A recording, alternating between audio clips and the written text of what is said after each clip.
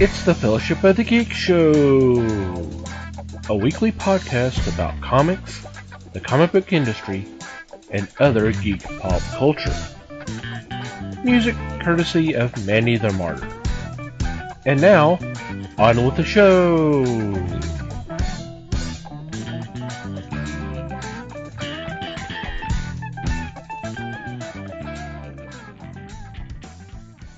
Hey there, everybody. It's the Fellowship of the Geeks podcast. My name is Thomas Chick, and joining me for this episode is Mike Marlowe. Hey, gang. Les Webster. Hello, all. And Liz Newman. Hello, everybody. How are you guys doing? Oh, about a C+. Yeah, numb. Comfortably numb? Yeah. I don't know about comfortably. Just kind of. Is there anybody in there? Just nod if you can hear me.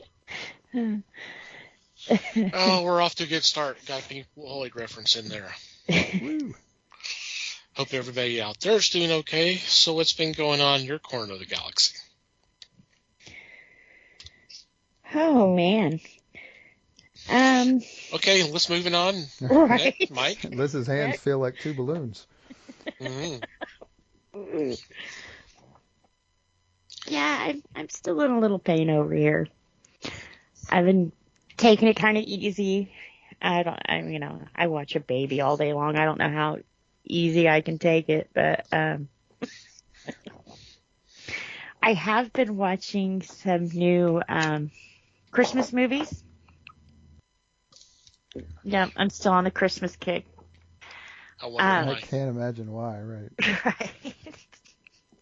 Well, I noticed something.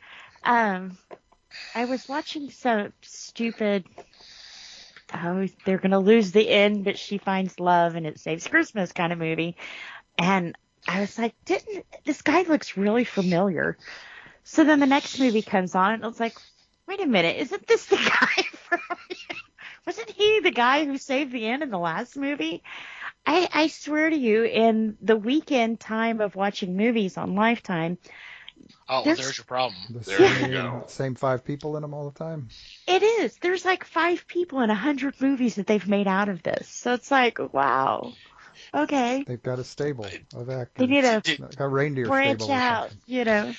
It's so funny that you talk about that. I know there was a meme going around here real recently on Twitter where it's someone put together like the covers of I guess I don't know if it's I think it's Hallmark movies, and it's like a dozen or so, and it's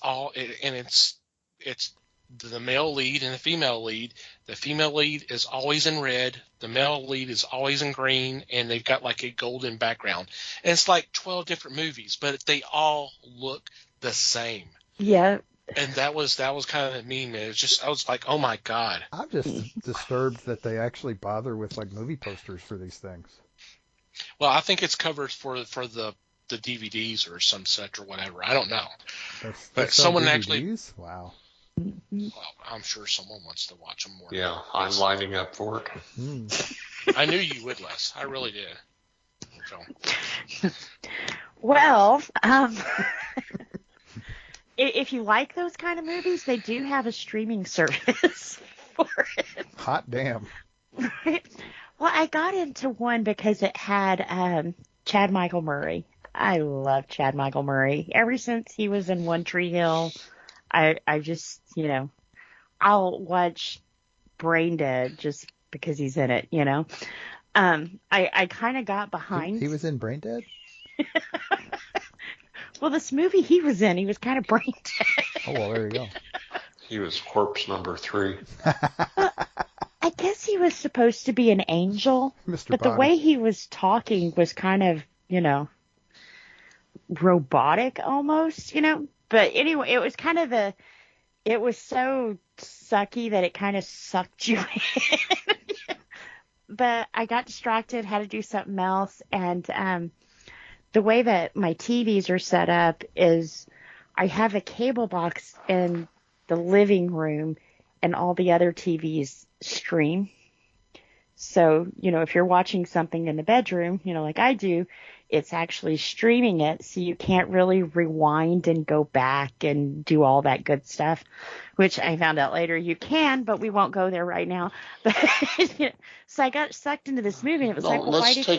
let's take this on. Yeah, what the fuck's another tangent? Come on, let's do this. Well, AT&T sold out to DirecTV Stream, and since they've done that, you can now rewind and pause live TV. I didn't know that, though. I didn't know that until I subscribed to this Hallmark. It's okay. I still don't know that. But anyway, go on.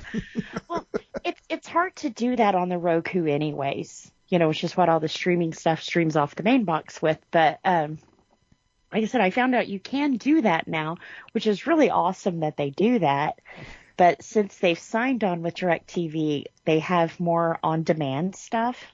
So the more popular things, I happen to know because of the grandbaby, but like Disney, that more popular stuff, if you didn't catch it at the very beginning, you can actually go all the way back to the beginning of it now if they have it in the on-demand library. So it's kind of cool because, Oh, sure. Blame the grandbaby for this. Yeah, well, you don't understand how important the theme song to Mickey Mouse is to a 2-year-old. If they don't hear that song, they're not going to watch the other 28 minutes of the show. That's not necessarily important to the 2-year-old. That's important to the grandmother who's trying to distract the 2-year-old for half an hour. That's a different thing right there.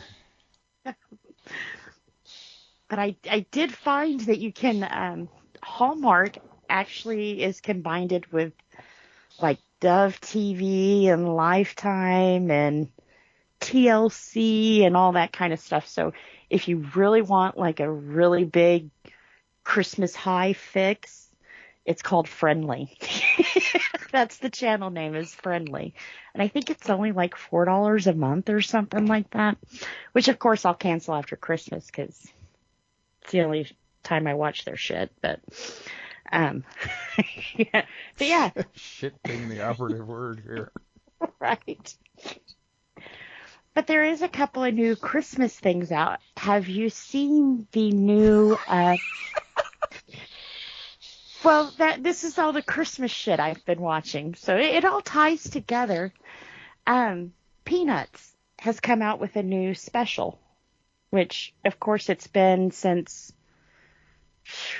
it's been a while since they've done a special, but they're not calling it Peanuts anymore because they don't want Charlie Brown to be the main character anymore. So guess what they went with? Snoopy. Snoopy. Very good. Wow. It's Snoopy What a stretch. Present. Yep. And it looks like it's actually more centered on Lucy. I haven't watched it yet. It just came out like maybe Thursday of last week. But it centers on Lucy, and it's more of a New Year's special instead of like a Christmas special. So, yeah. But once again, can only watch it on Apple TV. I don't even think PBS gets the rights to this yet. So, yeah. But yeah, that one's on Apple TV. The trailer looks cute. I think it's kind of cool that maybe they are kind of branching out a little bit. But to me, Peanuts will always be Charlie Brown. I mean, he is in it, though, but it's not like his story. Yeah, if you get a chance. Like I said, I can't say if it's any good or not because I haven't watched it yet. But I did think that was kind of neat that they've done something, But then also, I don't think I'm going to wrap this up. This is the last thing I'll talk about. Right. Which may take a minute. Right. She can go on for an hour like this. Who knows? Well, one of my my favorite authors has passed away. I believe was it yesterday? Yeah. Anne Rice passed away. Wow. She was late to be discovered. That's kind of what that pisses me off about her whole career is her first book she wrote, of course, was Interview with a Vampire, which is probably, if you've never heard of her, everyone knows the movie, you know.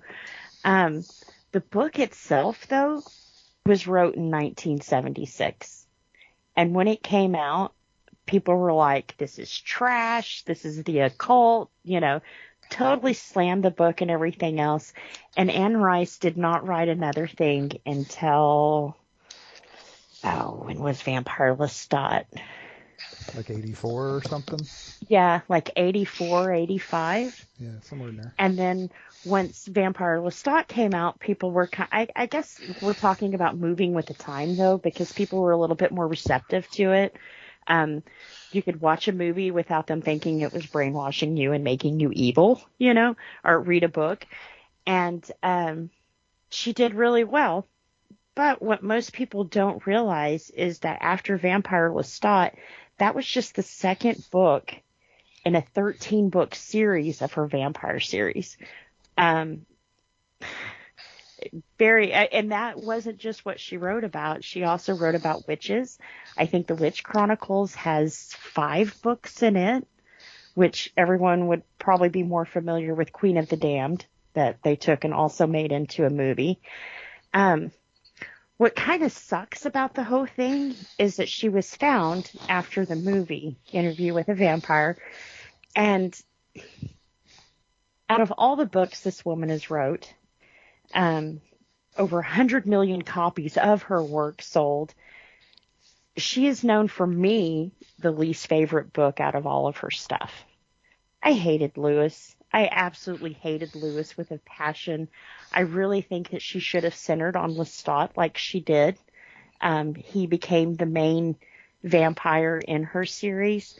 But with Interview with a Vampire, we get introduced to Lewis, and he was awful. I mean, even in the books, he was just dribble, you know. He was nowhere the vampire or had the prestige that Lestat had. You know, plus he was kissing minors, but we won't go there. You know, so she had a very, I like I said, it kind of sucks that she wasn't recognized for some of the other books that she wrote that were so much better. But I guess I am glad that the movie came along. The movie didn't come along until 94, though. So once again, it was still kind of a late start to people finding her and reading her works. And I think people got upset when they realized it wasn't just vampires that she wrote about, you know. But definitely sorely going to be missed. She knew how to definitely spin a tale. If you guys are familiar with some of Lestat's works, and she was very detailed in where he lived and how he lived. And if you go to New Orleans, they have what they call a haunted tour. And at the end of the haunted tour, you can pay, I think it was like $20 more.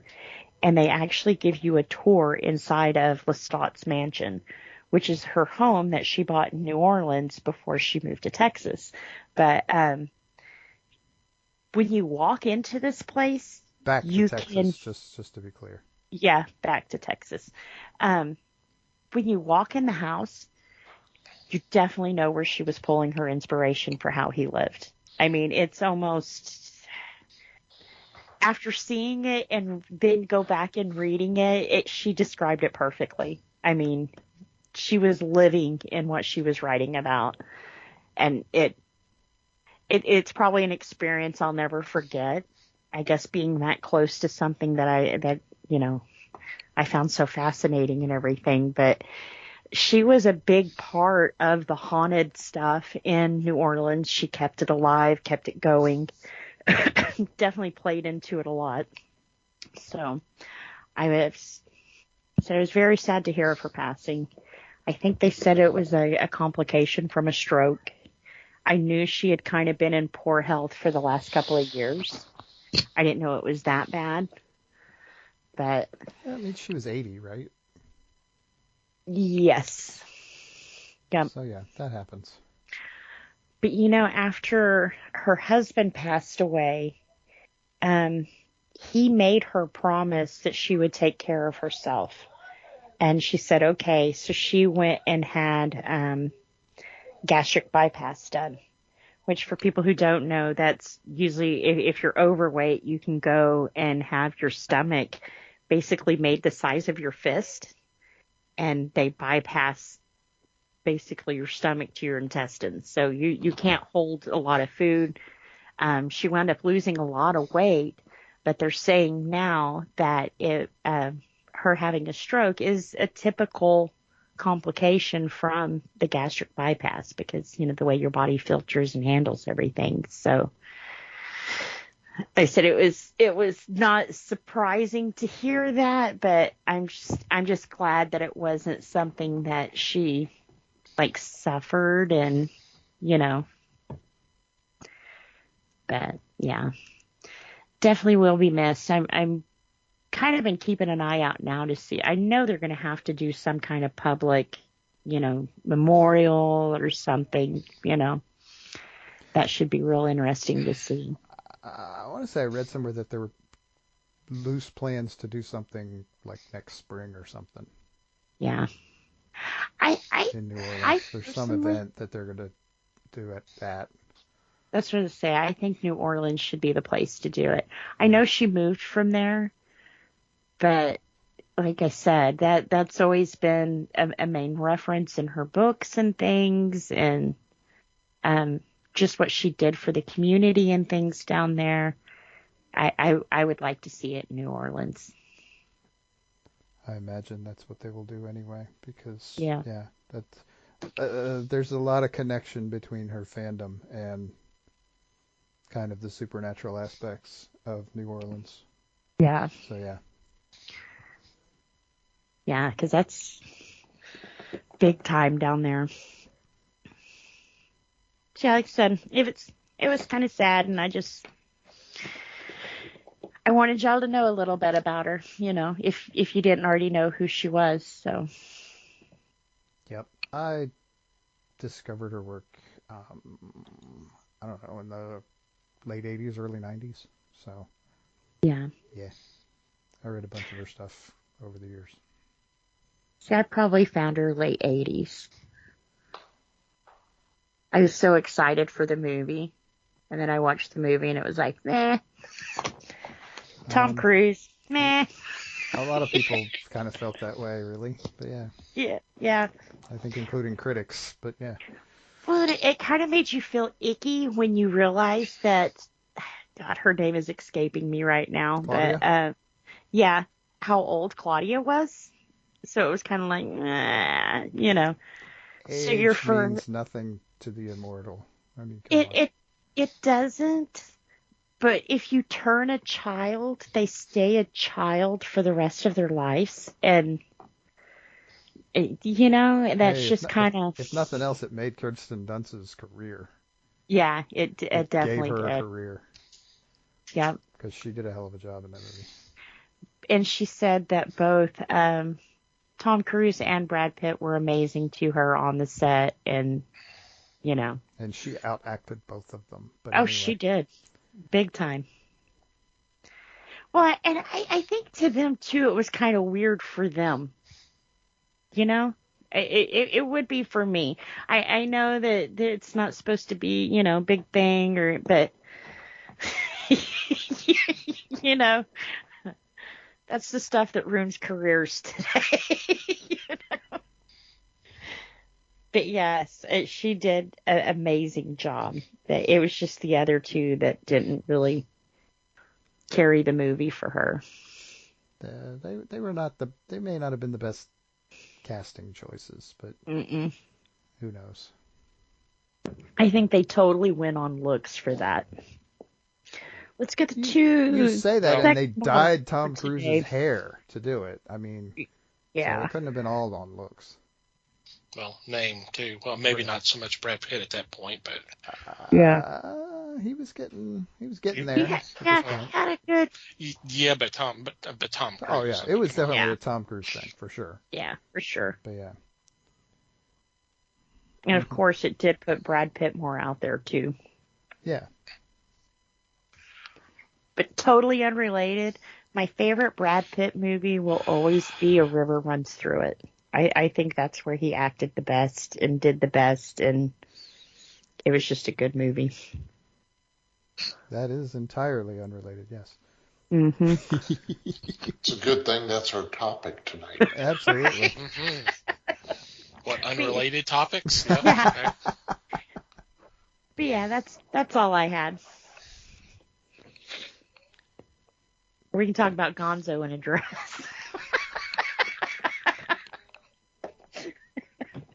No? What? All right, over to you then, Mike. What?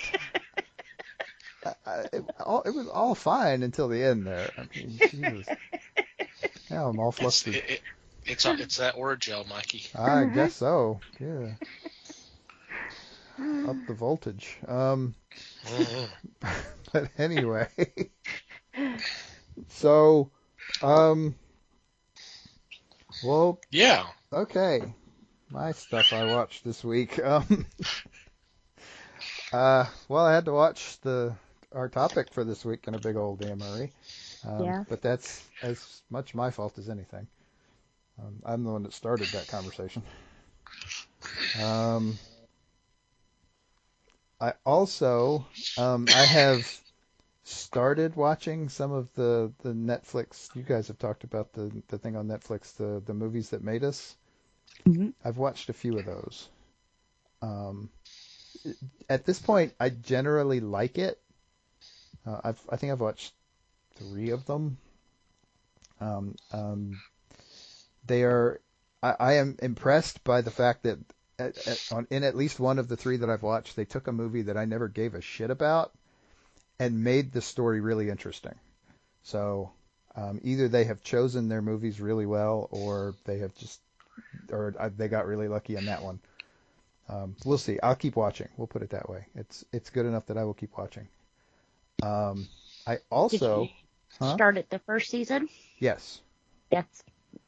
I never gave a damn about Home Alone, but it was actually a really interesting backstory. So there you go. I can only hope that some of the others on the list are just as interesting in the backstory department, because they're movies I wouldn't ordinarily have watched anyway, most of the time. But that's okay. I am the type of person that I find interesting stuff even that I'm not interested in sometimes. So you put together Behind the scenes. you put together a decent documentary about something, and I pretty much don't care what it is, I'll watch it. Stumbling across it can be the hard part. Yeah. The other thing I have sort of kind of gotten back into, if I have talked about this on the show, it's been literally years since I did. Way back when, actually it was in 2003, so it's funny, it's I guess before YouTube. I'm not entirely sure what the timeline there is. One of the early web series that became really, really popular was called Red versus Blue. And this was created by a bunch of guys down in Austin. And it is essentially, I'm going to very much nutshell this because it's been going on for a while. It's still going, by the way. They just put out season 18 of this thing. But this is a bunch of guys who took like the PvP animation section of the original Halo video game and created this story of these basically just these smart-ass soldiers fighting this pointless battle.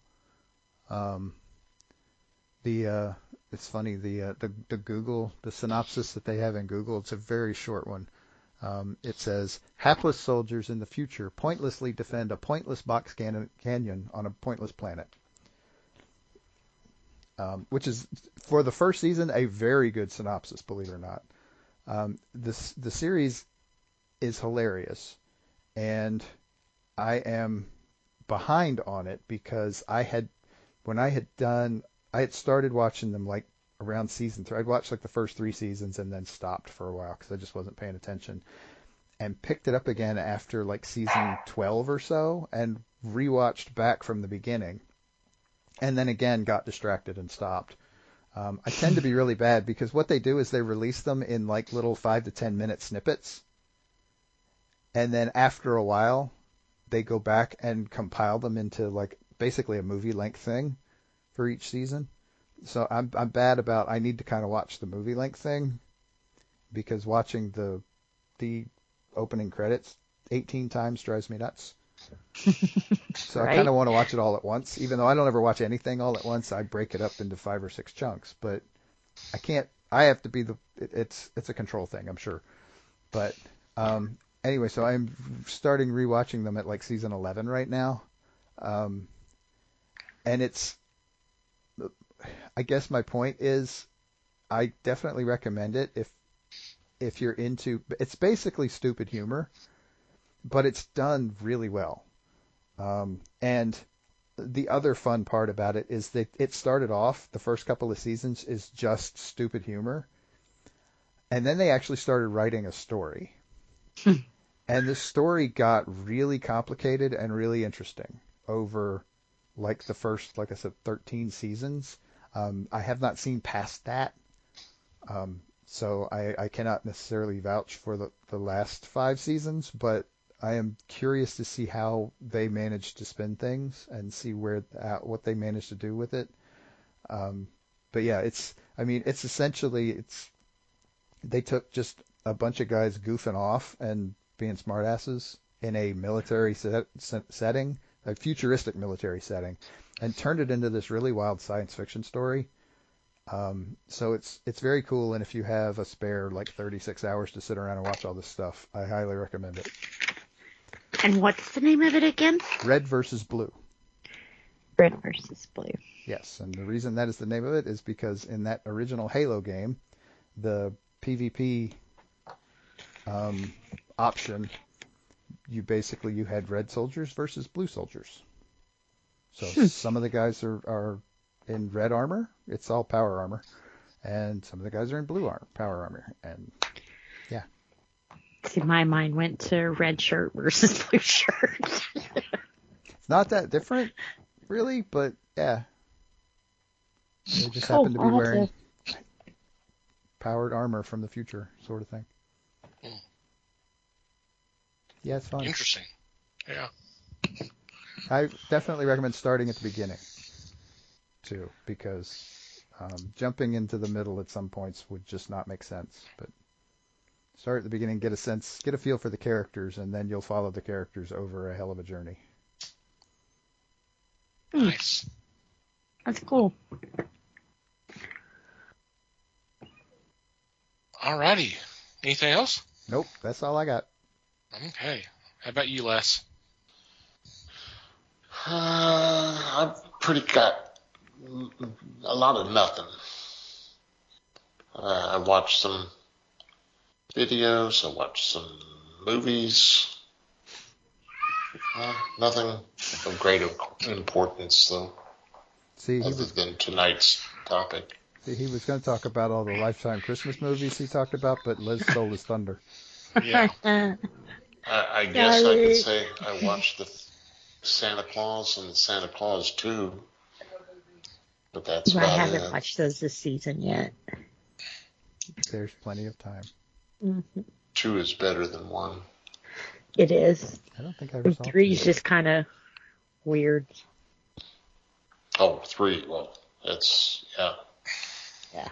That's not even a discussion there. Most of the time they won't play it on TV anyway, so. True. Why not? Because it was that bad. Oh, okay. I thought maybe it was racy or something. I don't know. No, it was just bad. I like Martin Short, but that was not a part for him. Mm-mm. Not a high point in his career. I don't think so. Well, and they waited so long between 2 and 3, so by the time we see Charlie again, he's like this rebellious teenager that you can't stand, you know? It's like, how... Well, that was 1 and 2. Really? Yeah. Well, but you kind of understand why he's being the way he is in 1 and 2, I mean, his mom married Looney Bird. I thought that was a very nice name for him, too. Thanks for bringing that up. Looney Bird. Looney Bird.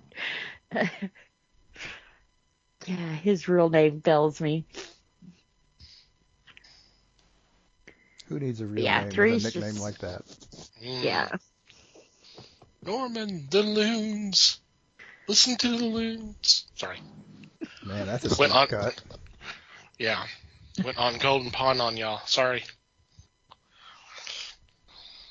Anything else there, Les? Not really. Thanks, though.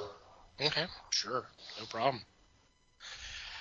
For me, a lot of other stuff had been going on, but I did have a chance to check out a documentary, and I actually came across it by accident, where I heard a reference, I read a reference to it, and I'm like, well, I gotta see if I can find this and watch it. It's called Smothered: The Censorship Struggles of the Smothers Brothers Comedy Hour. This was put together by the Bravo Network, and it tells the story of how, if you're not familiar, Smothers Brothers was a comedy duo, Tom and Dick Smothers, who CBS gave an opportunity to have an hour-long show on Sunday nights because they were trying to defeat the massive rating juggernaut that was known as Gunsmoke. And they were attempt number 10 at this point. So they said, well, let's just give it to them and let them see what they can do. And,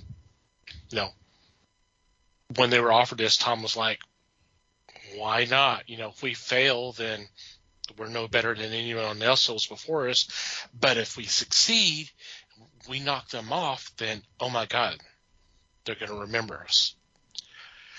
So it talks about how Tom was given creative control of the show, and how they didn't want to be like the other shows that have come before them, the comedy variety shows. So they try to do a little something different, but at some point really early in the show, they started putting in observations of what was going on, because at this time we're dealing with the Vietnam conflict.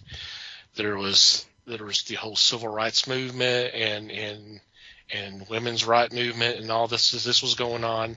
So they slowly started kind of putting observations about this. And the documentary talks about how they kind of start increasing this and making it a little bit more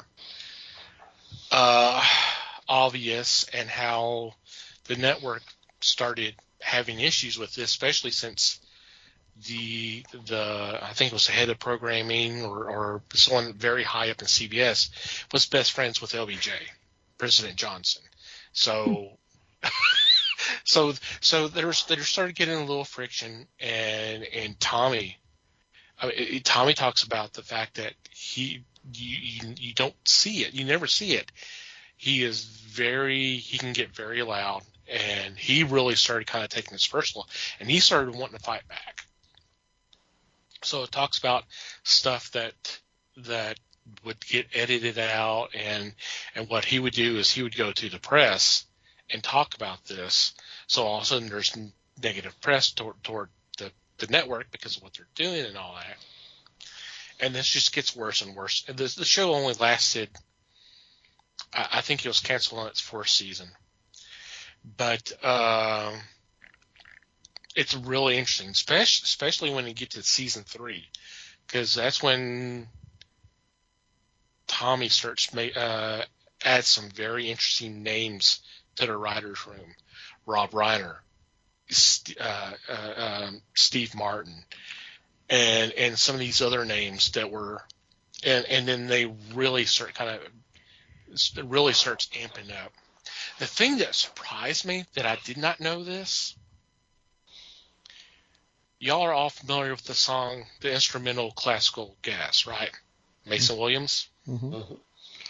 Beautiful song. If you've not heard, I'm sure you've heard the song, but it's not ringing a bell. Go YouTube, search Classical Gas. You'll know. You'll start hearing the first few pieces of music and go, okay, I know what it is. He was the head writer of the show. Gas, like Classical GAS? Gas. Yeah. Yes. Okay. You'll know it when you start hearing it. You go, oh, it's that. He was the head writer of the show. Oh, wow. Yeah. I did not know that. I knew that song, and I just like, okay, no, he was a very talented guitarist, because I just knew that. I just did not know he was head writer of the show. But he's on there, and they talk to some of the others, Harry Belafonte, because on there, Pete Seeger, who apparently was blacklisted, they got him on there.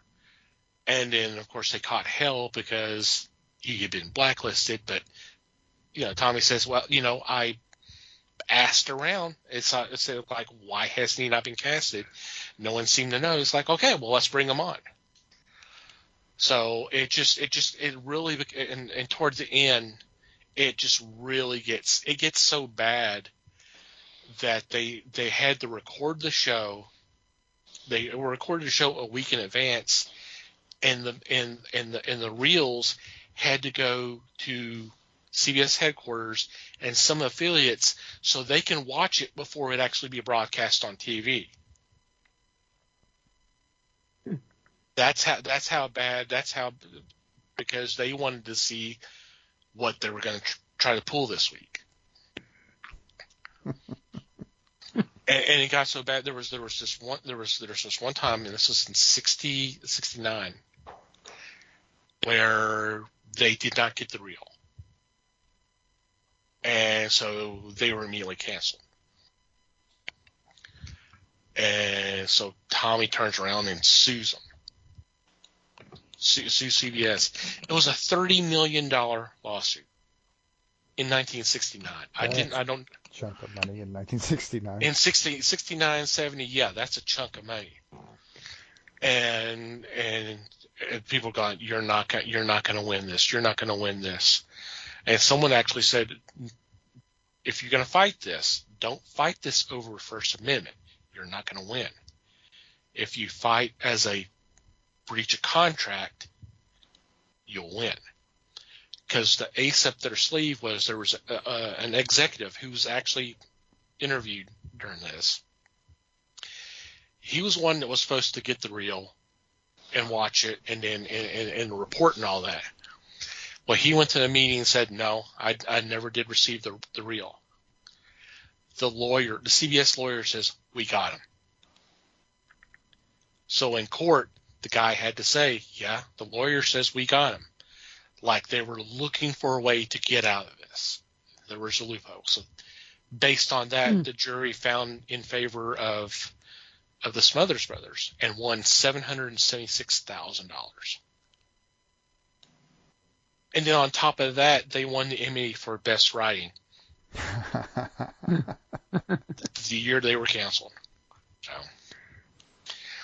it was the third year in a row they were nominated, and they kept losing to Laugh-In.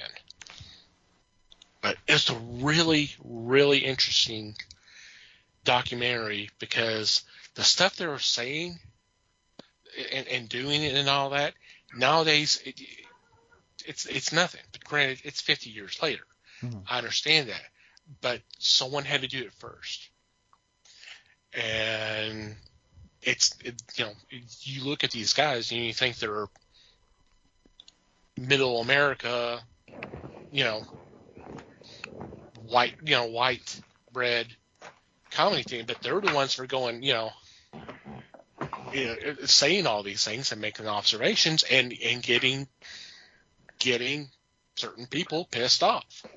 Yeah, they're standing up there with their banjo and their double bass in their nicely pressed suits, singing their funny songs, and yeah. and then turn around saying we shouldn't be in Vietnam, and all of a sudden everybody's going up. Yeah, everybody gets upset. Mm-hmm. They didn't look like hippies. Nope. I highly recommend it. It is on YouTube. We'll have a link in the show notes. It's about an hour, a little under an hour and a half. Like I said, this was produced by Bravo, so I'm sure it was just shown on their channel all the time. But and it's a few years old, but it doesn't matter. It still holds up. It was a really interesting, because I've seen bits and pieces of the show. I've never watched the show. I've never seen the show. I don't know if anybody shows it now. I'm sure I can't imagine CBS did a lot of reruns of it. I mean, seems like they were kind of pissed at it. Yeah, but still, someone else would pick it up. And I'm sure they're all available online now. I hadn't looked for it, but right. It would be interesting.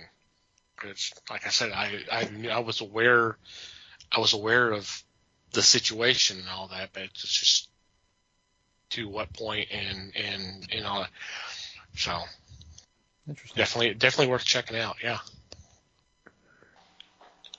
On a personal note, I worked with William's half-brother or stepbrother. Oh, wow. And he would show me things that Williams had done. They did I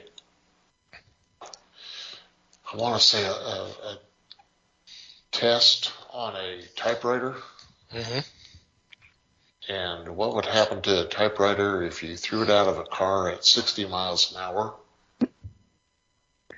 and had a little document made up for it. It was funny as hell. And I thought, now that guy would be fun to sit and talk to. Yep. One of the first things they got in trouble with is they did a sketch that was cut out, and it was a sketch about censorship. And about 2 or 3 weeks later,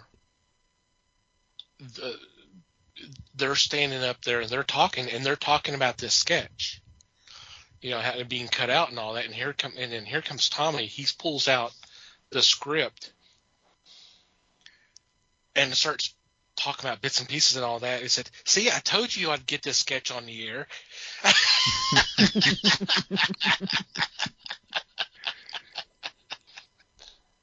Yeah, he makes himself look so innocent. But boy, he was a driving force. Oh yeah, that duo. I did not realize that.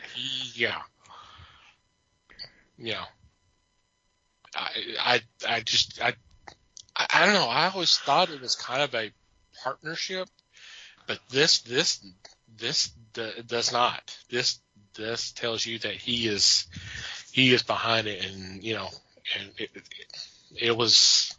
I mean, it was evidently clear. So, and the funny thing is like several years later, CBS went to them and said, "Hey, we'd love for y'all to come back and do like a reunion thing." And they're like, "No, not really. Thank you, though."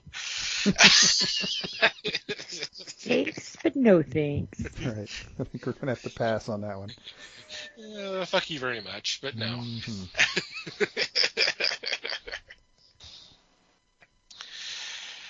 All right. Before we get into this week's discussion, do you want to let y'all know that we do have a Discord? I think we might have mentioned earlier. I don't remember right now.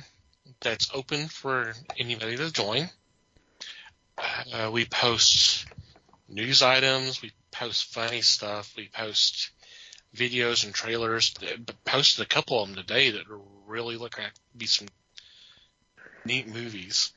Funny stuff. We posted way too damn many obituaries this week. Yeah. Well, yeah, unfortunately. But you're more than welcome to come join. Discord is free to sign up. The app is free. We do have an open invite on our front page, www.thefellowshipofthegeeks.net. We'll have fun activities. We post stuff that's cut out. Mikey cuts out some of the funny bits that don't make it on air, and I will post them in there for everybody to hear. Still kind of laughing about chicken burgers, but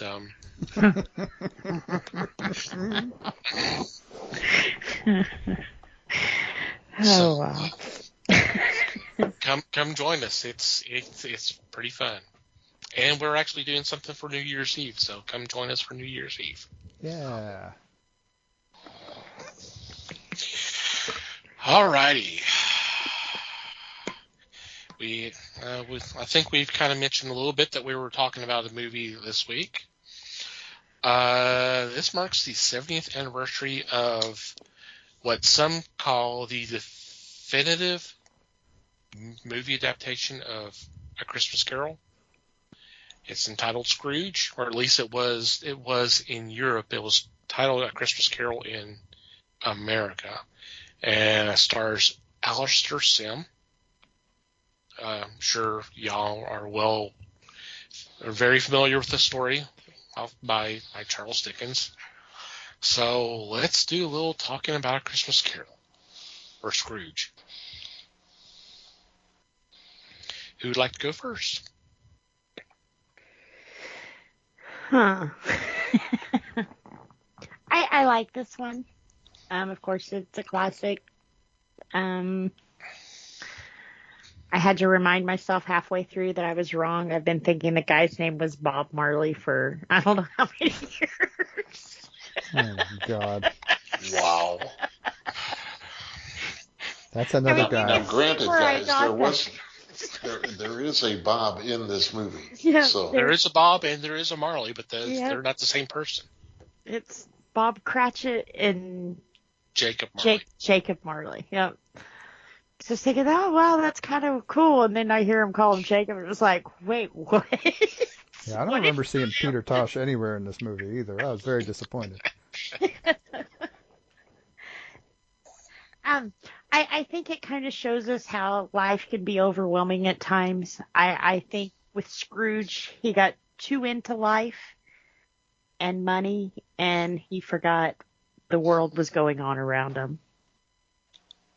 So I've always liked this ideal. I don't know. It was good.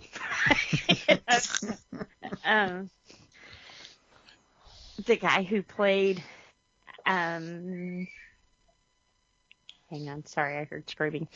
Alistair Sim, the guy who played Ebenezer, did an amazing job. I kept having to remind myself how old this movie was, because some of the effects they used was actually pretty good for the time. I mean, with the ghost images and him in the doorknob and, Some trippy transitions too. Definitely. I was kind of impressed as well. And I don't know, to me, when Scrooge's life is laid out before him, you can see that, I mean, he had every reason in the world to be a shitty person. He was locked up in a school because he was blamed for his mom dying giving birth to him, so that would make me kind of bitter to the world too.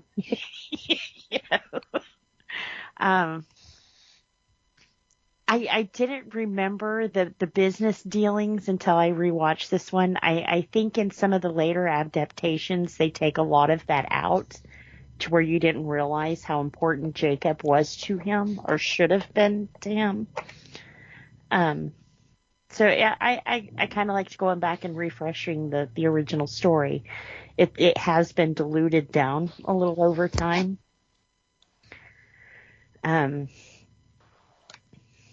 Yeah. I can't even, I'm trying to think of the later ones that would even come close to this, that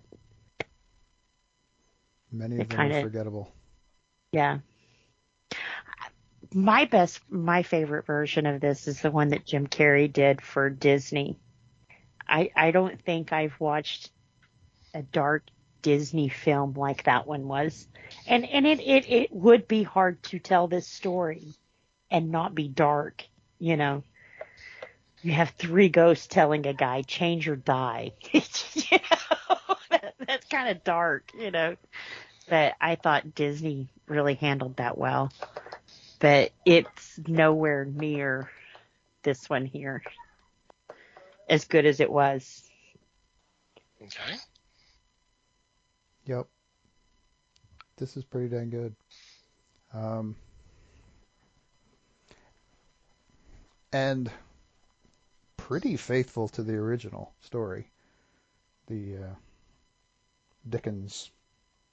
I guess you would call it a novella, because it's not really a full-length novel, but it's also harder to classify Dickens because he didn't really publish things in full-length novel form, and because they were all serialized, which was a lot more normal back then.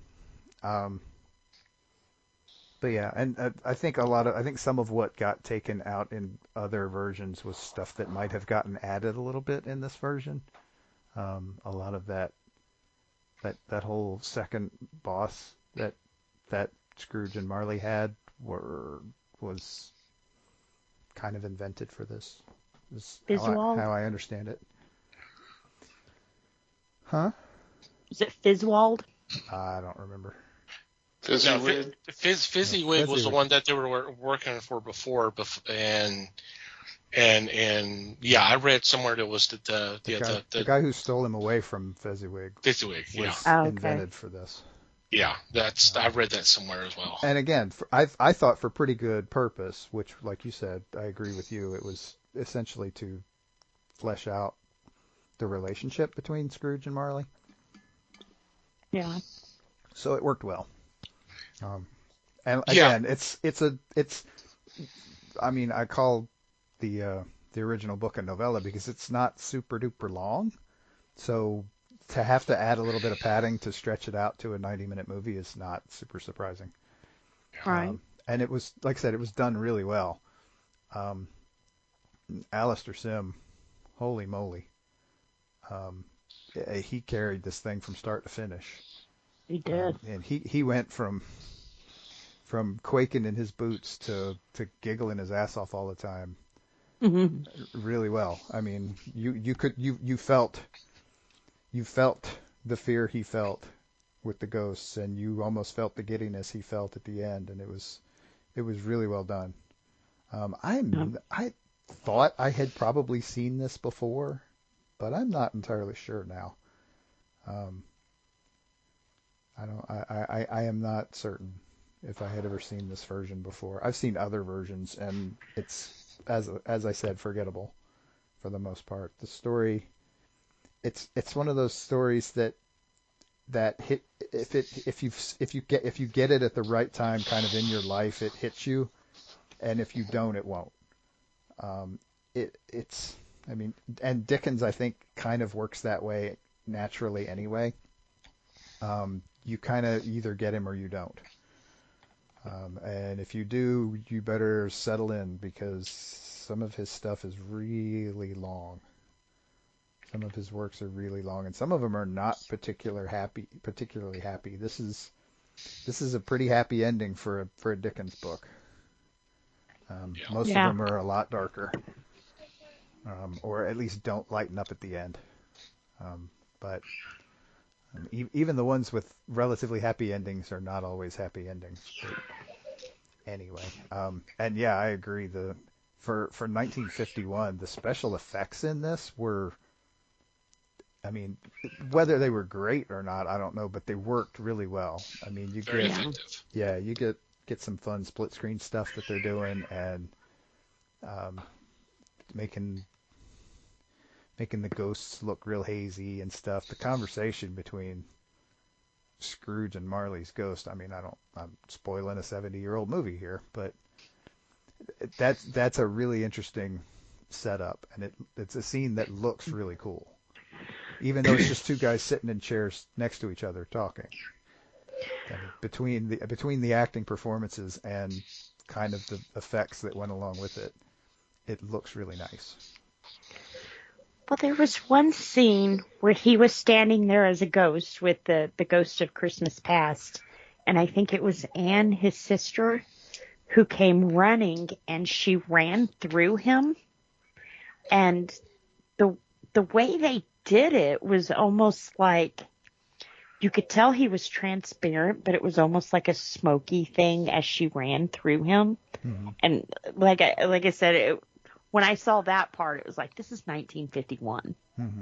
They found a way to do that without computers. CGI, right? Yeah, you know. And that's kind of a similar effect with, like I was talking about, the Scrooge and Marley sitting next to each other talking scene. It's very similar because you get that effect on Marley, but not on Scrooge, and so you get they did a really nice job, and I'm sure it's just like superimposing stuff, but it ends up looking really good. I mean, maybe they treated the film somehow to make it look better. I don't know, but man, it looks really good for the time. It does. Well, and to think of how to do that with what they had at the time, you know. Sure. These are people who are still beating on buckets to make sounds, you know, so. Yeah, I mean, radio is still more popular. Yeah. So, yeah, I mean, I mean, film's been around a while, but they're still learning a lot of stuff. And, I mean, I don't know how much of a filmmaking powerhouse the UK was at the time, but they did some stuff in this movie, and it looked really good. It did.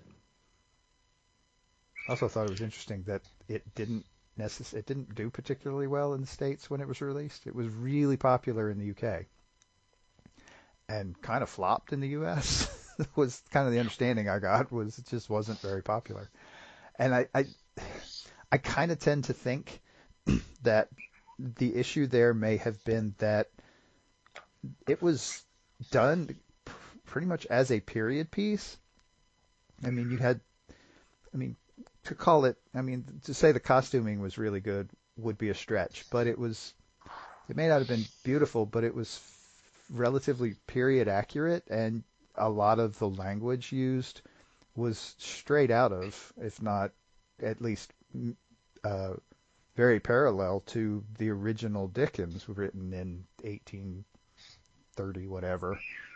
This was a pretty early work of his, 40. I don't remember when it came out, but a long dang time ago, basically. And so you're getting a kind of a really kind of old English style, which I would be I would not be surprised that it didn't do well in the States, because I imagine a lot of the people in the U.S.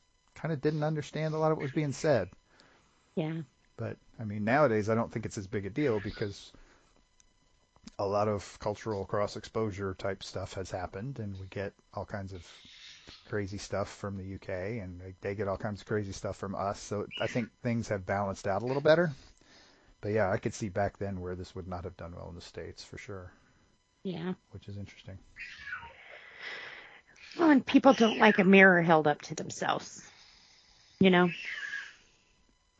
It's kind of one of them stories, too, that you may not be a greedy person, but I think there was at least one thing we could all identify with, you know, with Scrooge, and how he made the decisions he did.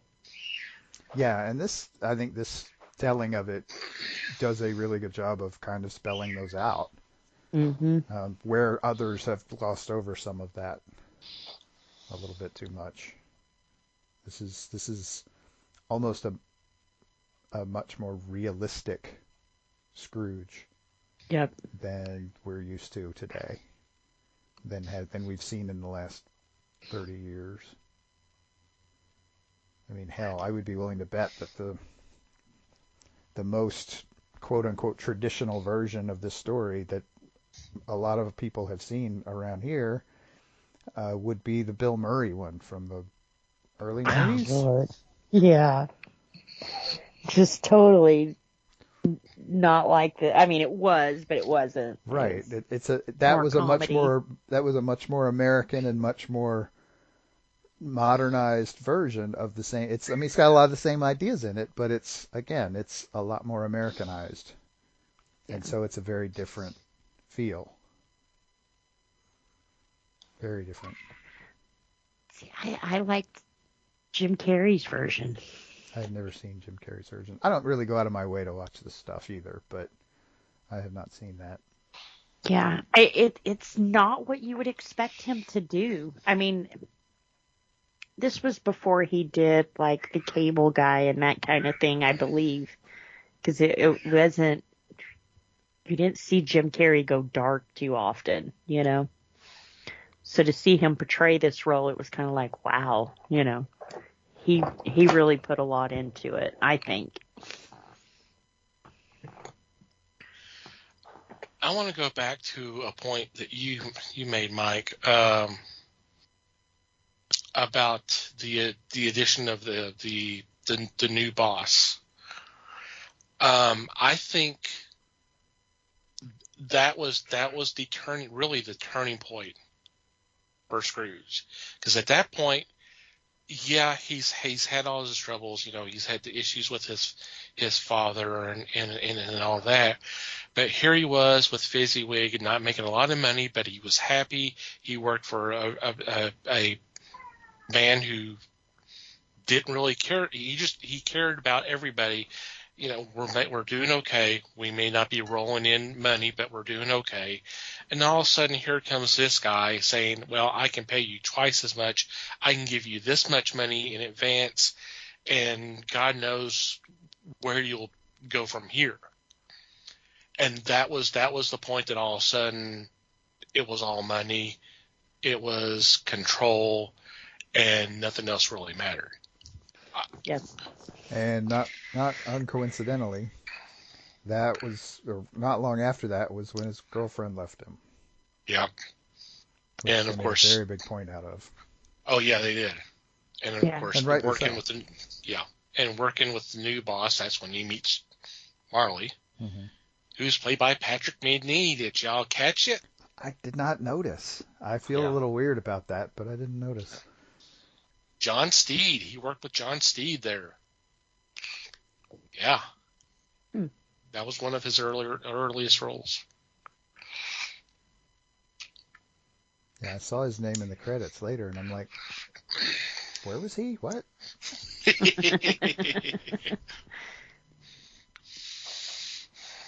Hard to recognize without the bowler, I guess.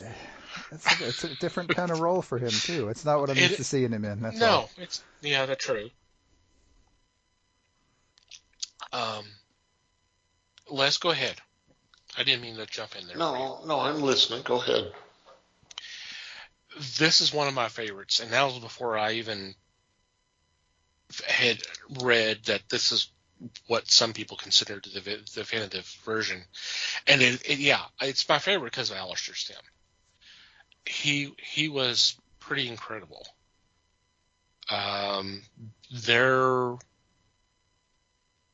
There's no doubts of what the character was feeling or thinking or observing. I mean, it was all there.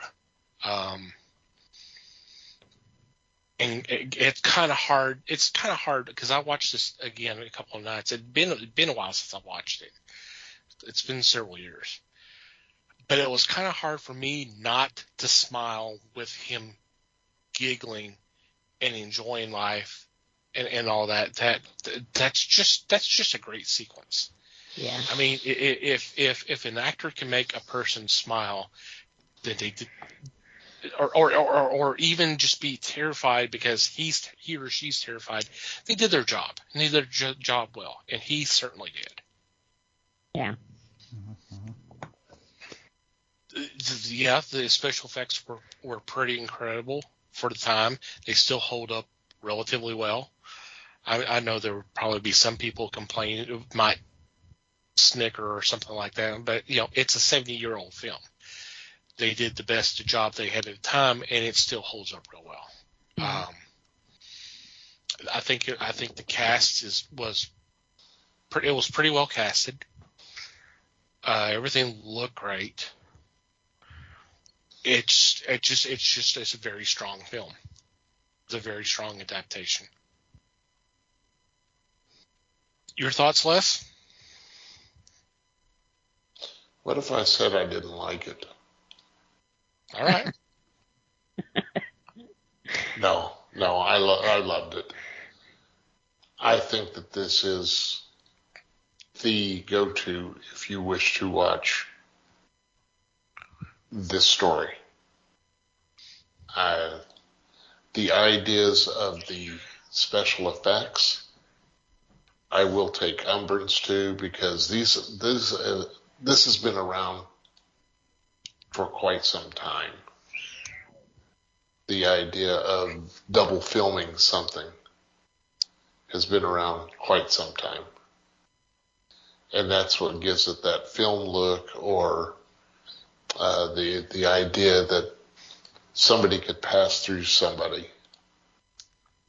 So I'm going to say I do have a difference of opinion.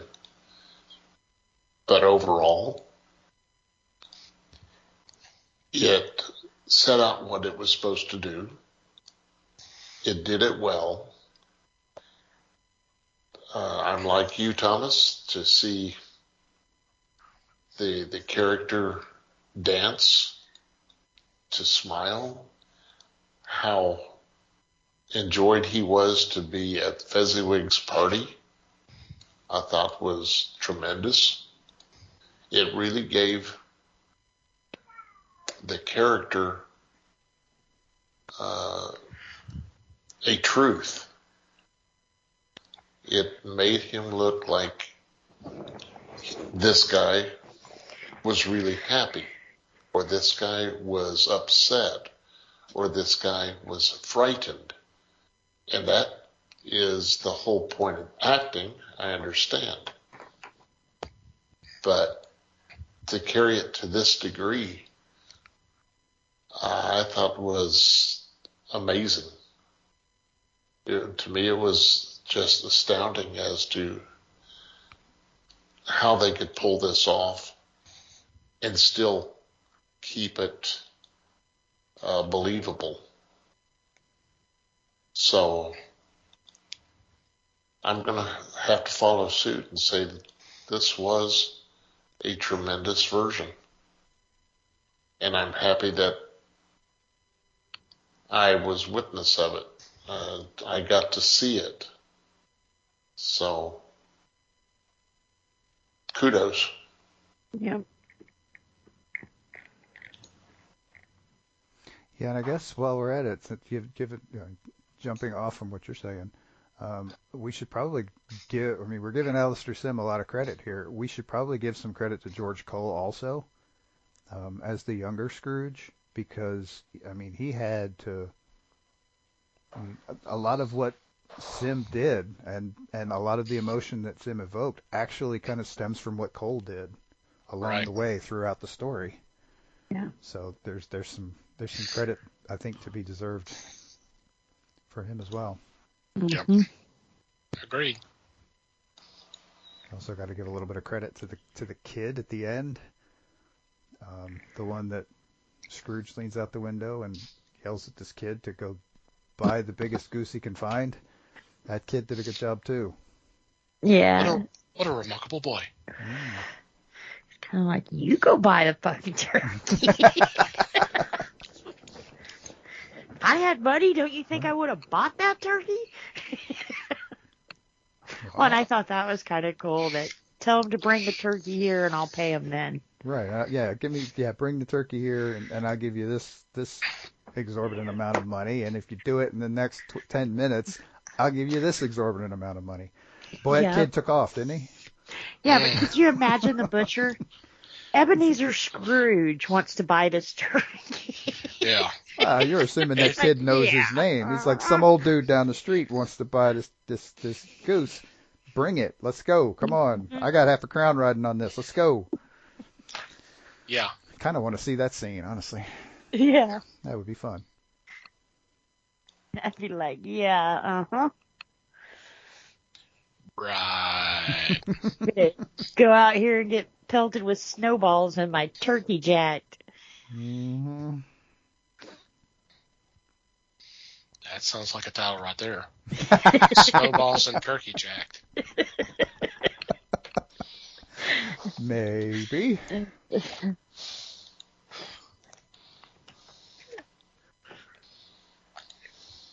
And the nice little touch at the end with Tiny Tim God bless us. walking Yep. without the crutch.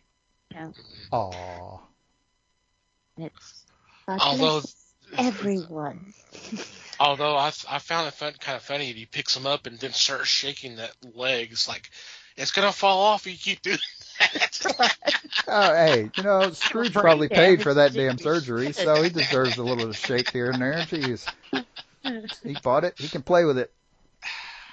Well, we're gonna gloss over how dark that sounds, but anyway. Yeah. Let's discuss that part now.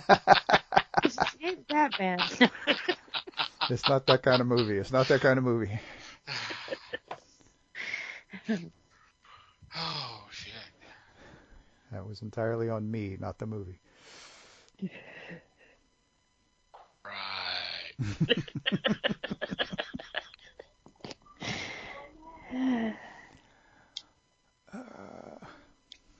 So I think this is one we would recommend as a group, right?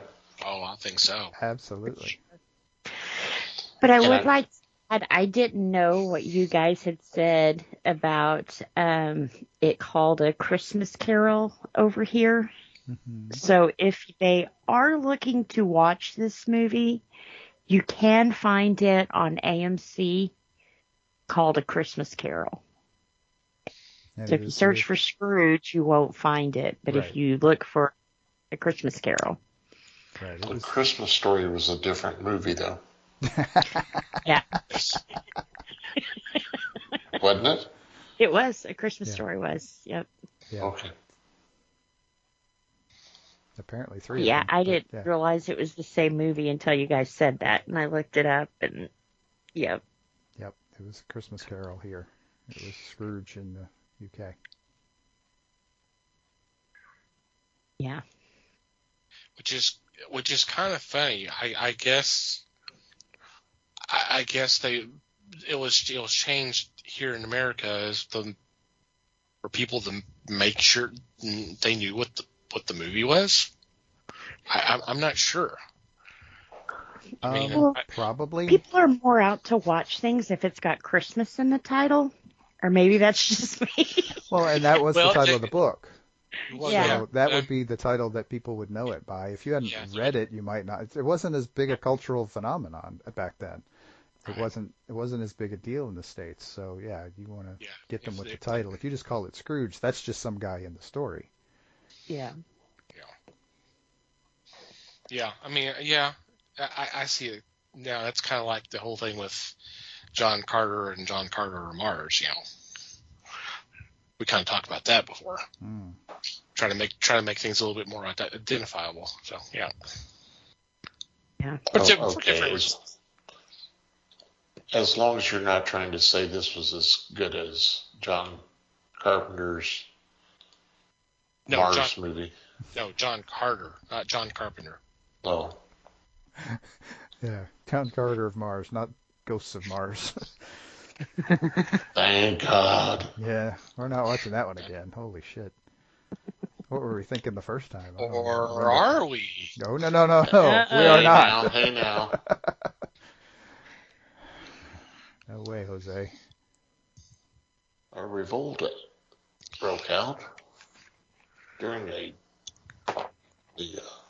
taking of a podcast.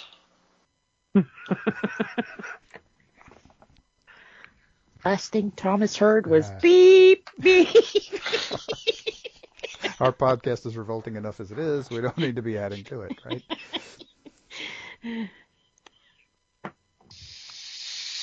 So yes, you need to see A Christmas Carol, 1951.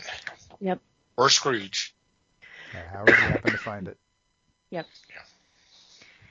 And I did watch the black and white version. I wasn't for sure. Some of the colorized versions I was finding of this was only an hour long. Ooh. So they colorized it and cut it down for TV. And cut it. Yay. Yep. Jerks.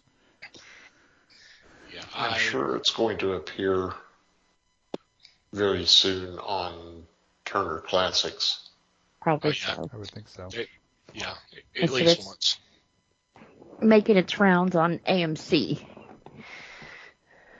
I don't know if that's a subscription. I watch it on Amazon. I don't even know what I pay for through Amazon anymore. Free shipping. Especially of canned bread. That's how it started.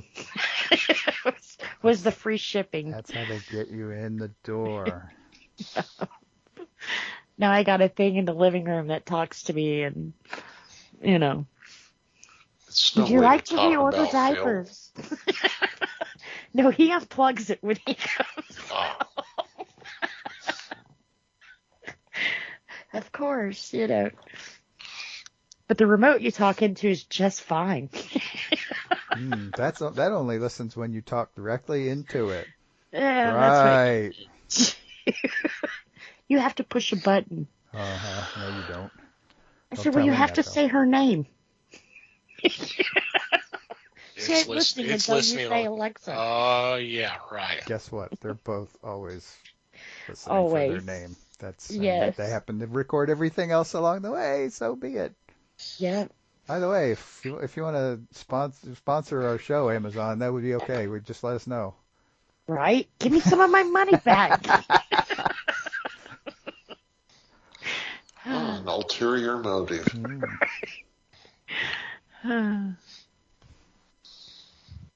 You notice I'm not saying yes or no to that, so. That'd be a good one. Mm.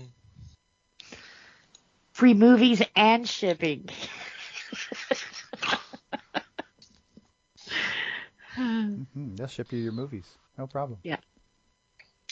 Yeah, you'll be getting movies like Beach Girls and the Monster or something. The Blob, you know. Which version? Yes. Why discriminate? Send them all. Yeah. That's how confused my kids are when you explain to them that Netflix used to send you movies. Send you movies. In the mail. Yeah, they still Yeah. do, I think. I You think have to pay extra for it, but Yeah. it's a separate subscription now, but Yeah.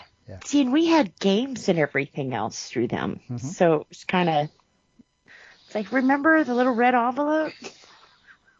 apparently they That was don't. Netflix. Oh, God. I remember that because I was doing that for my uncle. He used to live across the street from my uncle, and he would come over and we would log online and set up a queue for him of what he wanted to watch. Yep. And And then they had He the was not a drop computer guy. boxes where you could just toss the movie in and not have to worry about mailing it back or anything.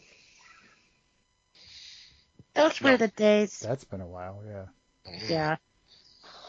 Well, and I think actually what happened, I could be wrong on this, I think Redbox bought out the Netflix thing. Probably. And then they became where not only could you return movies, but you could rent them right there at the box. Which became a lot more convenient when you could get online and look them up to find which box they were at. Yeah. Because otherwise you were at the mercy of whatever that particular box had in it. Mm-hmm. They used to be everywhere, too. Grocery store, gas station, Walgreens. Mm-hmm. They were the murderers of Blockbuster. The what? They were the murderers of Blockbuster. Murderers. That's not the word I heard. No. I didn't know what burgers had to do with this, but... Oh. Hey, half my face is numb, okay? You say chicken burger? Burgers, you know. I almost went there, but I didn't. But thank you. I could kill a cheeseburger right about now. Yeah. But if the cops call you guys, it was burgers. That's what I said. So many potential titles in the last 20 seconds.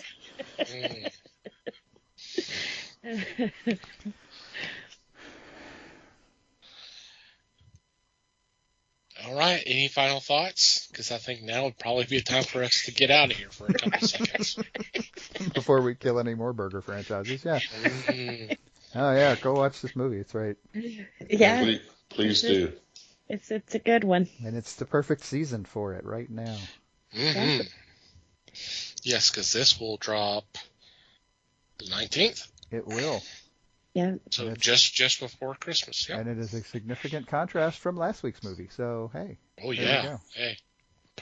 And if you happen to listen to this on Sunday when we drop this show, PBS is airing the Christmas special of Peanuts. So Ooh, the we've new talked one. about not seeing it. Well, not the new one. Oh no, this is the. Oh, you're talking about the original. Yep. It's the original. Neat. I think it's like a Charlie 8 o'clock. Brown Christmas. Yeah. Yep. But only if you watch it on Sunday. If not, you missed it. You gotta wait till next year. Unless you have Apple TV. Or go get Apple TV, right? Rats. Or buy the DVD because it's in every store right now. Yeah. Do that quick too, though, because Yeah. by the 26th, that shit's gone. Yeah. Because they won't put that on clearance. I'm so confused. Apple won't let them. It's okay. We're all confused. And on that note, we are taking a quick break and be right back.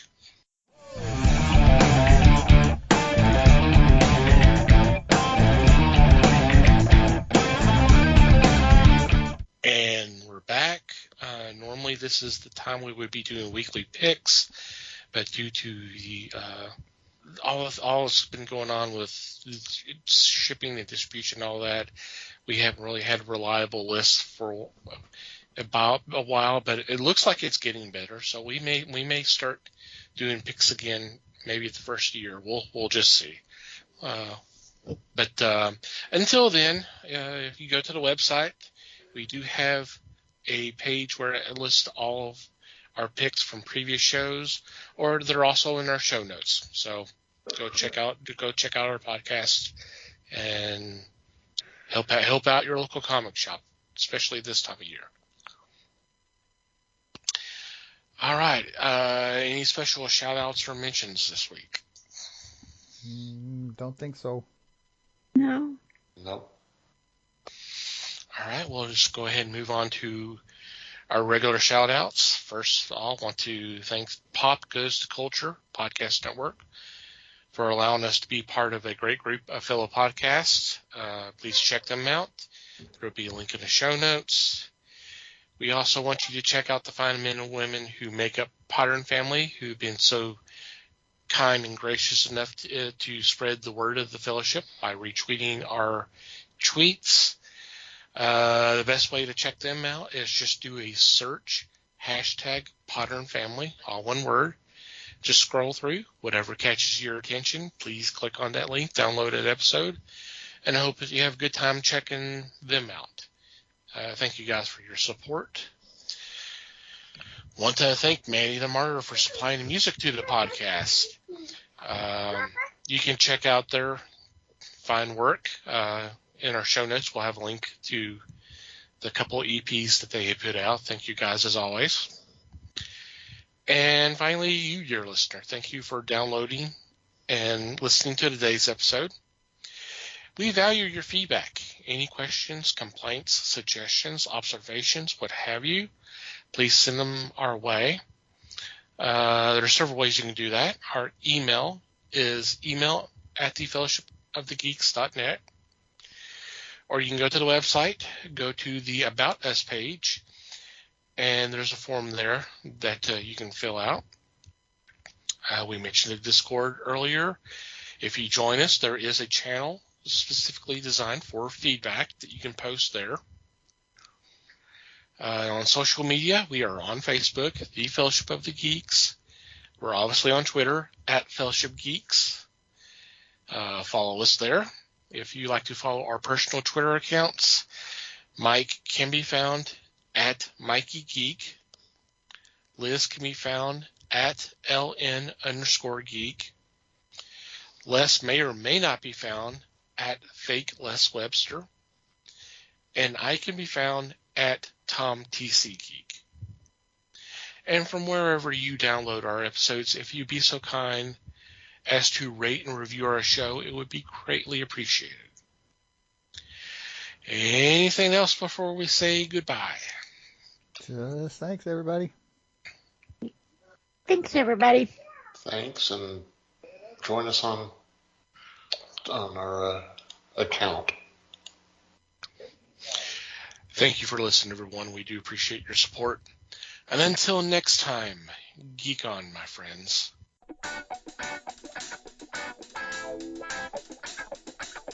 We thank you for listening to the show. Comments, suggestions, and questions can be sent to email at thefellowshipofthegeeks.net. You can follow us on Facebook at The Fellowship of the Geeks and on Twitter at Fellowship Geeks. Until next time,